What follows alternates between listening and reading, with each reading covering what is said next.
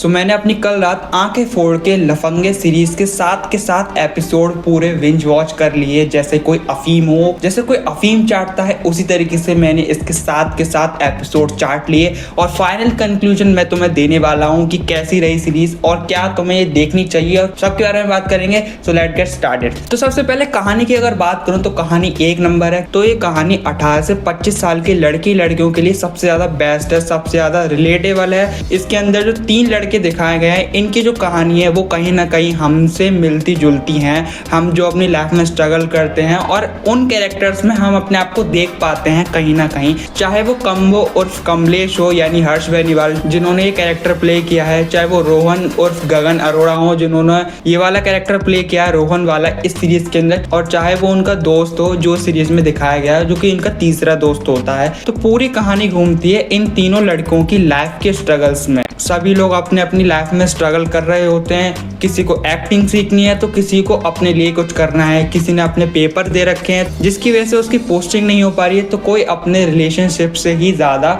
जूझ रहा है और उसी में फंसा हुआ है, अपने आप को कैद पाता है। तो यही पूरी सीरीज में हमें कहानी देखने के लिए मिलती है। और ये 3 लड़के आपको कहीं ना कहीं अपने अंदर भी दिखते हैं कि हम भी अपने बड़ों से जुबान लड़ाते हैं या फिर हम उन्हें मना के हम अपने घरों से दूर जाते हैं सिर्फ अपने सपनों को पूरा करने के लिए। और सीरीज का अगर तुम पूरा नाम सुनो तो लफंगे, सपने, दोस्ती और दुनिया, ये 3 वर्ड लेके बनाया गया है। लेकिन मैं इसके अंदर एक और चीज ऐड करना चाहूंगा जो कि है रिश्ते। जिस तरीके से मेकर्स ने इसके अंदर हमें रिश्तों की अहमियत समझाई है, चाहे वो कैरेक्टर जो रोहन हो उसके भाई के साथ उनका रिलेशन हो, चाहे वो उसकी गर्लफ्रेंड के साथ हो, जो अपना कमलेश है यानी कम्बो उसके अपने फादर के साथ रिलेशन हो, चाहे वो उनका दोस्त हो चैतन्य उसकी फैमिली के साथ उसका रिलेशन हो। तो सभी के जो रिश्ते इन्होंने दिखाए गए हैं बहुत ज्यादा इम्पैक्ट डालते हैं हमारी इस स्टोरी में। और जो ये 3 लड़के हैं ये अपने अपने स्ट्रगल कर रहे होते हैं अपने अपनी लाइफ में, और पूरी कहानी, पूरी सीरीज की कहानी इन्हीं तीनों लड़कों के ऊपर घूमती फिरती रहती है। और सबसे अच्छी मुझे बात ये लगती है जो ये फ्लैशबैक्स में हमें चीज दिखाते हैं कि वो छोटे बच्चे उन गलियों में खेला करते थे क्रिकेट,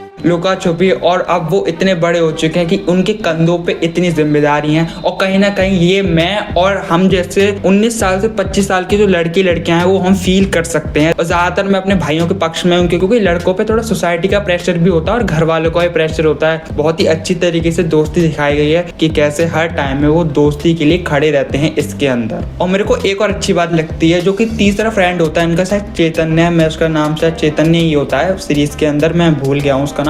तो वो कैसे उस बैटिंग और उन सब राहों पे निकल जाता है जो हम अपने आसपास देख भी सकते हैं कि इस माहौल में बच्चों के पास बहुत ज्यादा अलग अलग रास्ते हैं, या तो वो अपना करियर बना सकते हैं या अपने आप को डुबा सकते हैं। इन ट्रैक्स पे भी कुछ बच्चे चले जाते हैं। तो मेकर्स ने हमें इस सीरीज में ये बताने की कोशिश भी किया है। तो ओवरऑल मैं बताना चाहूंगा बहुत ही मस्ट ट्राई सीरीज है, तो मैं देख के पसंद जरूर आएगी। I am gonna give 9.5 out of 10। बहुत अच्छी है, ट्राई करो और अपने टीनेजर्स को भी दिखाओ। बहुत अच्छी सीरीज है क्योंकि उनका ही फेज ये आने वाला है तो वो भी रिलेट कर पाएंगे जहां तक मैं समझ पा रहा हूँ। मुझे सीरीज के कुछ डायलॉग्स हैं जो कि बहुत ज्यादा पसंद आते हैं। मुझे इसलिए पसंद आते हैं क्योंकि वो कहीं ना कहीं रियलिटी से जुड़े हुए हैं। जब रोहन जो एक कैरेक्टर है हमारा इस सीरीज के अंदर, जब उसका भाई कहता है कि अपने करियर पे ध्यान दो, कोई नहीं आने वाला तुम्हें संभालने वाला, भाई बुरा लगे लेकिन बात सच कही थी भाई उस कैरेक्टर ने। वो डायलॉग भी रियलिटी के बेस पे था। और एक जो होता है इसमें किस तरीके से हिंट लिए गए हैं कि पेपर निकल जाते हैं, लीक हो जाते हैं, कि कैसे हम जो बच्चे हैं 19 से 25 साल के किस तरीके से अपनी मेंटली स्ट्रगल भी करते हैं, फैमिली को भी देखना है,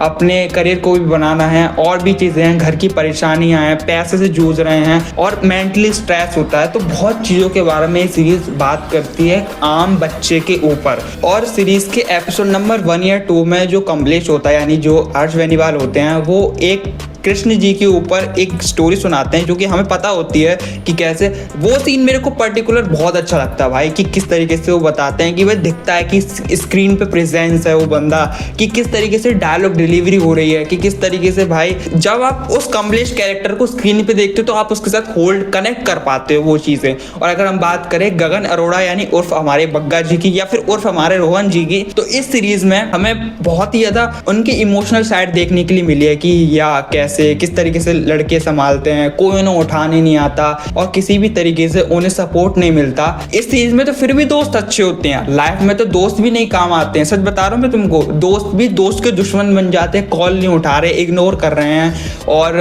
कोई उठाने नहीं आ रहा है, कोई बात नहीं कर रहा है। भाई मैं तो उससे पर्सनली कनेक्ट कर सकता हूँ। आई एम श्योर कि तुम भी कनेक्ट कर पा रहे हो जो मैं ये बोल रहा हूँ। जो भी हो कमेंट में बताना यार। रिव्यू को ज्यादा खींचूंगा नहीं, छोटा ही रखूंगा। रिव्यू पसंद आए तो लाइक एंड सब्सक्राइब कर देना। मिलता हूँ किसी और वीडियो के साथ बहुत जल्द।